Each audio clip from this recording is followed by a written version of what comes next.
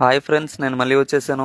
ఇవాళ మనం కల్లకూరు డ్యామ్ దగ్గరికి అయితే వచ్చేసాం. అందులో మునగాలనుకున్నాం కానీ మునగలేకపోయామే. అలా మునగలేని డ్యామ్ ని ఎంతసేపు చూసినా అంతే కదా, అందుకని ఎడపూటికి తిరిగి వచ్చేసాం. ఇంకెక్కడేమో తాటి చెట్లో బాల్ ఇరుక్కోపోయిందని బాల్ తీయమంటే ఆ బ్రో చూడండి తాటికాయలు కోసుకొని తింటూ ఉన్నాడు. పై నుంచి తాటికాయలు పడుతుంటే అవి మనం కోసుకొని తింటున్నాం. ఈ లోపల మన జగ్గ అయితే మన కోసం తాటికాయ కోసైతే ఇచ్చేసాడు. ఇక ఆ బ్రో బాల్ ఎగిపోతే వీళ్ళైనా ఏం చేస్తారు, వీళ్ళు కూడా తాటికాయల కోసం ఎదురు చూసారు. ఒక్క మాటలో చెప్పాలంటే వీళ్ళు తాటికాయల క్రికెట్ అంటే నా తొక్కలో క్రికెట్ అన్నారు. ఇంకా చేసేదేం లేక మనం కూడా తాటికాయల కోసం ఎదురు చూస్తున్నాం. తాటికాయల కోసం గజ్జికొక్కలా పెరిగితేస్తున్నారు చూడండి ఇక్కడ. పాపం తాటికాయల కోసం ఇంకో మనిషిని అయితే తాటి చెట్టు ఎక్కిచ్చేసారు వీళ్ళు. ఆ బ్రో తాటి చెట్టు ఎక్కగానే మోకును వదిలేశాడు. ఇంకా అలా చెట్లో దూరేస్తున్నాడు. ఎక్కడికి దూరేస్తున్నాడు అన్నగే తెలియట్లేదు. ఇక ఈ బ్రో దరిద్రం ఏందో గానీ తాటికాయ నరికేటప్పుడు కత్తి అయితే కింద పడిపోయింది. ఇంకా కత్తి ఇవ్వడం కోసం ఈ గుండు బ్రో అయితే పైకి ఎక్కేశాడు. హాయ్ ఫ్రెండ్స్, ఇది ఎక్కడ మసరా మామ తాటికి వెళ్లకుండా ముంచునే తినేస్తున్నాడు. ఇతడి పేరు రేవంత్. పాపం మన జగ్గ అప్పటి నుంచి ఇప్పటి వరకు తాటికాయలు కొడతానే ఉన్నాడు కానీ తాటికాయలు తినలేకపోతున్నాడు. సర్లే ఇదేనే తిందాం అనుకుంటే మన హేమంత్ వచ్చి తాటికాయ తీసుకున్నాడు. మన రేవంత్ అయితే 30 తాటి ముంజలు దాకా తినేసాడు. ఇతడు మాత్రం చెట్టు ఎక్కడి కానీ తాటికాయలు మాత్రం కొట్టుకోలేకపోతున్నాడు. ఫైనల్ గా ఈ తాటికాయలని మనమే దాపెట్టాం వాళ్ళకి తెలియకుండా. మన జగ్గ మాత్రం తాటికాయలు తినలేకపోయాడు, ఇంకా తాటికాయలు మోస్తున్నాడు. రేవంత్ ఇంకా జగ్గకు అడ్డుపడుతున్నాడు. అందుకే ఒక మిట్టికాయ పడింది, అది నేను వీడియో తీయలేకపోయాను, సారీ. సో ఇదండి ఫ్రెండ్స్ ఇవాళ వీడియో.